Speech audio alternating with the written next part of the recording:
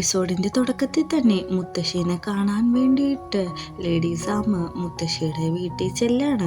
മുത്തശ്ശി പറയുന്നുണ്ട്, എനിക്ക് നിന്നോട് ഒരു കാര്യം സംസാരിക്കാനുണ്ടെന്ന്. എനിക്കും നിങ്ങളോട് ഒരു കാര്യം സംസാരിക്കാനുണ്ടെന്ന് പറഞ്ഞിട്ടാണ് ലേഡി സാം നിൽക്കുന്നത്. അങ്ങനെ അവർ സംസാരിക്കാൻ വേണ്ടി ഇരിക്കുന്നുണ്ട്. വേറൊന്നുമല്ല സംസാരിക്കുന്നത്, എനിക്ക് ഈ കല്യാണത്തിന് താല്പര്യമില്ല എന്നവൾ പറയുമ്പോൾ എനിക്കറിയാം നിനക്കൊരു പെണ്ണായിട്ട് അഫെയർ ഉണ്ടെന്നൊക്കെ. പക്ഷെ ആ ഒരു കാര്യം നല്ലതിനല്ല. ഇതൊരിക്കലും ലവല്ല.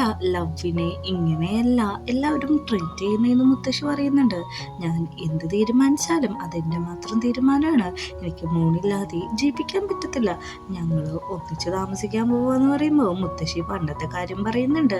അതായത് നമ്മുടെ ലേഡി സാമിൻ്റെ ചേച്ചി സോങ് ഐസ് എന്ന് പറഞ്ഞൊരു പെണ്ണിനാണല്ലോ പ്രേമിച്ചത്. അതിൻ്റെ പേരിൽ ചേച്ചി തല്ലിയൊടിച്ച് വീട്ടിൽ നിന്ന് ഇറങ്ങുന്ന വഴിയാണ് ആക്സിഡന്റ് ഉണ്ടാവുന്നത്. അന്ന് രാത്രി ശരിക്കും സോങ് ആണെങ്കിൽ അവളുടെ പാർട്ട്ണറായ ഐസിനെ വിളിച്ചിട്ട് മുത്തശ്ശി വീട്ടിൽ നിന്ന് ഇറക്കി വിട്ട് എന്നുള്ള കാര്യങ്ങളും, അതുമാത്രമല്ല പെട്ടെന്ന് തന്നെ നിന്നെ എനിക്ക് കാണണം എന്നും കൂടി പറയുന്നുണ്ട്. ഞാൻ നിന്റെ അടുത്തേക്ക് വരാണ്, വന്നിട്ട് നേരിൽ ബാക്കിയെല്ലാം സംസാരിക്കാമെന്ന് പറഞ്ഞേക്കുന്ന സമയത്താണ് ഓപ്പോസിറ്റ് നിന്ന് ഒരു വണ്ടി വന്ന് ആക്സിഡന്റ് ആവുന്നത്. അങ്ങനെ ഹോസ്പിറ്റല് ഐസ് വെയിറ്റ് ചെയ്തിരിക്കാണ്. അവളോട് ഡോക്ടർ വന്ന് പറയുന്നുണ്ട്, ഒത്തിരി ബ്ലഡ് പോയത് കൊണ്ട് തന്നെ പെട്ടെന്ന് തന്നെ ഓപ്പറേഷൻ ചെയ്യണം, ആരെങ്കിലും ബന്ധുക്കൾ സൈൻ ചെയ്യണമെന്ന് അവൾ പറയുന്നുണ്ട്. ഞാൻ സോങ്ങിൻ്റെ പാർട്ട്ണറാണ്, എനിക്ക് സൈൻ ചെയ്യാൻ പറ്റുമെന്ന്. എനിക്കറിയാം ഇത് കുറച്ച് ഹേർട്ടിങ് ആയിരിക്കും. നിങ്ങൾ പക്ഷെ ലീഗലി ഒരു മാരേജ് കപ്പിൾ അല്ലാത്തതുകൊണ്ട് പറ്റില്ല. വേഗം വീട്ടുകാരെ വിവരം അറിയിക്കാനാണ് പറയുന്നത്. ഐസാണെങ്കിൽ എന്ത് ചെയ്യണമെന്നറിയാതെ അവിടെ നിന്ന് കരയാണ്. ആ സമയത്താണ് അങ്ങോട്ട് ലേഡി സാമും ഗ്രാൻഡ് മദറും കൂടി വരുന്നത്. ഗ്രാൻഡ് മദർ പറയുന്നുണ്ട്, നിനക്കിപ്പോൾ സമാധാനമായില്ലേ? എൻ്റെ കൊച്ചുമോളെ ഇങ്ങനെ കൊലക്ക് കൊടുത്തു കഴിഞ്ഞപ്പോഴേക്കും നിനക്ക് സന്തോഷമായോ? ഇതാണോ നീ ആഗ്രഹിച്ചതെന്നെല്ലാം പറഞ്ഞ് അവിടെ കിടന്ന് ഒച്ചയടക്കാണ്. ഐസാണെങ്കിൽ കുറേ സോറ് ചോദിക്കുന്നുണ്ട്. ഞാൻ കാരണമാണെന്ന് തന്നെ അവള് സമ്മതിച്ചു കൊടുക്കാണ്. മുത്തശ്ശി പറയുന്നുണ്ട്, എൻ്റെ കൊച്ചുമോൾക്ക് എന്തെങ്കിലും പറ്റിയാ നിന്നെ ഞാൻ ജീവിക്കാൻ അനുവദിക്കില്ല എന്ന്. അങ്ങനെ ഡോക്ടറിനെ കാണാൻ വേണ്ടിയിട്ട് ഗ്രാൻഡ് മദറും ലേഡി സാമും കൂടി ചെല്ലാണ്. ഡോക്ടർ പക്ഷേ പറയുന്നത് സമയം കുറെ വൈകിപ്പോയി, അവളുടെ മീത്തുനിന്ന് കുറെ ചോര വന്നിട്ടുണ്ട്, അതുകൊണ്ട് തന്നെ അവളുടെ ജീവൻ രക്ഷിക്കാൻ പറ്റിയില്ല എന്നുള്ള സത്യം ഡോക്ടർ വെളിപ്പെടുത്തുകയാണ്. ഇത് കൂടി കേൾക്കുന്ന മുത്തശ്ശിക്ക് ഒന്നും കൂടി ദേഷ്യാവുന്നുണ്ട്. അവള് ചെന്ന് ഐസിന് ഒരുപാട് തല്ലുകയും ചീത്തറുകയും ചെയ്യുന്നുണ്ട്. എനിക്കിപ്പോൾ സമാധാനമായോ? എൻ്റെ കൊച്ചുമോളെ കൊന്നിട്ടെന്നൊക്കെ പറഞ്ഞിട്ട് ഈ ഒരു ഫ്ലാഷ് ബാക്കാണ് നമ്മളീ കാണിക്കുന്നത്. അത് കഴിഞ്ഞ് പറയുന്നുണ്ട്, നിന്നെ ഒരിക്കലും മോണിന് പ്രൊട്ടക്റ്റ് ചെയ്യാൻ പറ്റില്ല, കാരണം അവളൊരു ബോയല്ല, എർക്കിന് മാത്രമാണ് അത് പറ്റുള്ളൂ എന്നും കൂടി കൂട്ടിച്ചേർക്കുന്നുണ്ട്. നമ്മുടെ മോണാണെങ്കിൽ ലേഡി സാമിൻ്റെ വീട്ടിൽ കുറച്ച് ദിവസമായി വന്നിട്ടും അവൾ വാതിലൊന്നും തുറക്കുന്നില്ല. ഫോൺ വിളിച്ചു നോക്കുന്നുണ്ടെങ്കിലും കോളുകളൊന്നും അറ്റൻഡ് ചെയ്യുന്നില്ല. എന്താണ് ഇവളിങ്ങനെയൊക്കെ ബിഹേവ് ചെയ്യണേ എന്ന് നമ്മുടെ മോണിന് ഒന്നും മനസ്സിലാവുന്നില്ല. ലേഡി സാമാണെങ്കിൽ ഇവൾ വിളിക്കുന്നതും വീട്ടിൻ്റെ പുറത്ത് വന്ന് നിൽക്കുന്നതൊക്കെ അറിയുന്നുണ്ടായിരുന്നു. മുത്തശ്ശി പറഞ്ഞല്ലോ, മുത്തശ്ശിയുടെ മരണശേഷം നിന്നെ പ്രൊട്ടക്റ്റ് ചെയ്യാൻ ആരും ഉണ്ടാവില്ല, മൂന്നത് സാധിക്കില്ല എന്നുള്ള കാര്യങ്ങളെല്ലാം അവള് അതോർത്തിട്ട് ഇരുന്ന് കരയാണ്. എന്ത് തീരുമാനം എടുക്കണമെന്നുള്ളത്.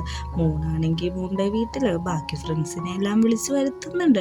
കൂട്ടുകാരികൾ പറയുന്നുണ്ട്, നമ്മുടെ ഹോൺ എന്നാണ് ഇങ്ങനെയൊക്കെ കാണിക്കുന്നത്, അവൾക്ക് ടെൻഷനുണ്ട്, അതൊക്കെ അറിയാം, പക്ഷെ ഇങ്ങനെ കോളൊക്കെ അറ്റൻഡ് ചെയ്യാതിരുന്നാ എന്താണ് വിചാരിക്കുക എന്നെല്ലാം എല്ലാവരും കൂടി സംസാരിക്കുകയാണ്. അങ്ങനെ നമ്മുടെ മോണാണെങ്കിൽ ഒരു ദിവസം ലേഡി സാമിൻ്റെ വീട്ടിൻ്റെ ഫ്രണ്ടിൽ പോയി നിൽക്കുകയാണ്. കുറേ നേരം ബെല്ലടിക്കുന്നുണ്ട്, പക്ഷെ ആരും വരാതെ അവൾ തിരിച്ചു പോകാൻ നിൽക്കുന്ന സമയത്ത് ഡോർ ഓപ്പൺ ആവാണ്.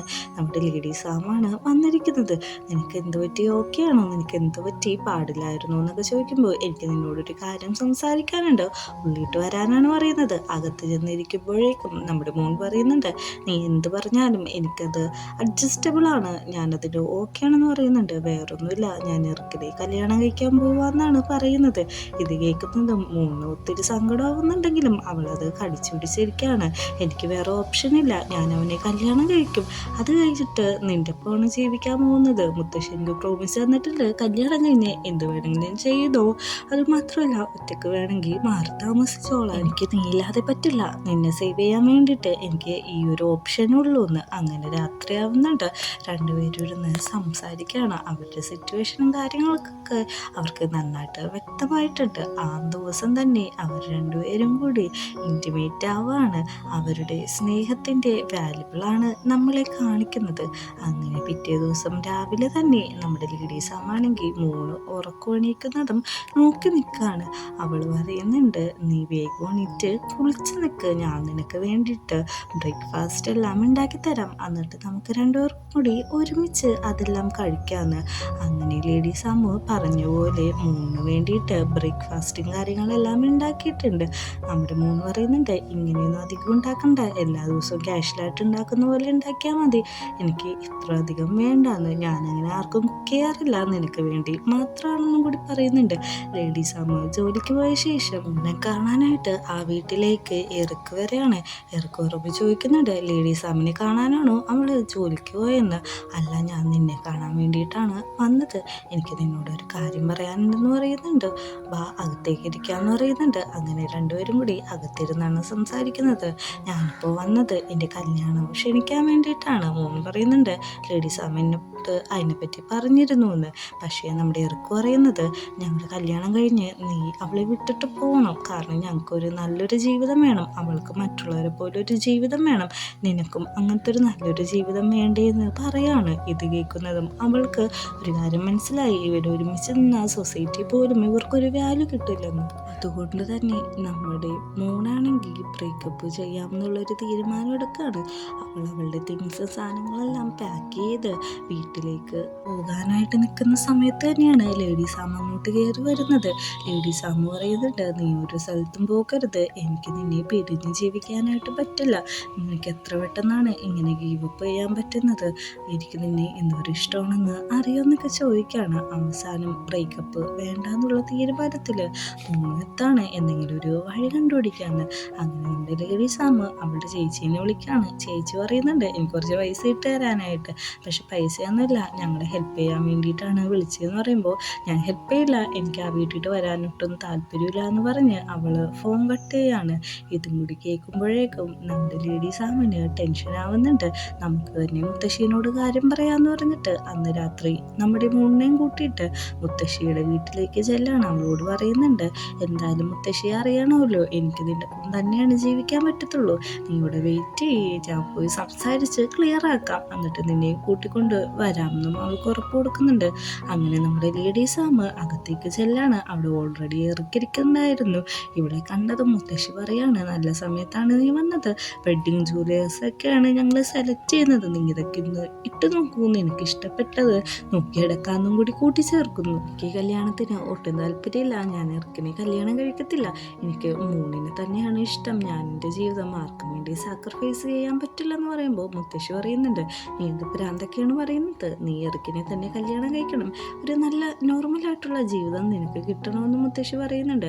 താഴെ കുറേ നേരമായി വെയിറ്റ് ചെയ്യുന്ന മൂന്ന് ക്ഷമ നശിച്ച് കയറാനായിട്ട് നോക്കുന്നുണ്ട്. പക്ഷെ എന്തുകൊണ്ടോ അവൾ അകത്തേക്ക് കയറുന്നില്ല. ഈ സമയത്താണ് നമ്മുടെ ലേഡീസ് അമ്മൻ്റെ ചേച്ചി അങ്ങോട്ട് വരുന്നത്. ചേച്ചി വന്നിട്ട് പറയുന്നുണ്ട്, നീ എന്താണ് ഇവിടെ നിൽക്കുന്നത്, അകത്ത് പോയി സംസാരിക്കും, നിൻ്റെ ലവർ നിന്നെ കിട്ടാൻ വേണ്ടി ഫൈറ്റ് ചെയ്യുമ്പോൾ നീ ഇങ്ങനെ മാറിക്കുന്നത് ശരിയാണോ എന്ന് വിചാരിച്ച് അവളെയും വിളിച്ചുകൊണ്ട് അകത്തേക്ക് പോവാണ്. മുത്തശ്ശി അകത്ത് ഒച്ചപ്പാടും ബഹളമാണ്, നീ ഇറക്കിനെ തന്നെ കല്യാണം കഴിച്ചാൽ മതി എന്ന്. അപ്പോഴേക്കും അങ്ങോട്ട് ചേച്ചി മൂന്നും കൂടി കടന്നു വരാണ്. ചേച്ചീനെ കണ്ടതും മുത്തശ്ശി ഒച്ചപ്പാടുണ്ടാക്കാണ്, ഈ മോണിസ്റ്ററിനെ എന്തിനാണ് വീട്ടിൽ കെട്ടിയത്, നിന്നോട് ആരാണ് ഇവിടെ കയറാൻ പറഞ്ഞതെന്ന് പറയുന്നുണ്ട്.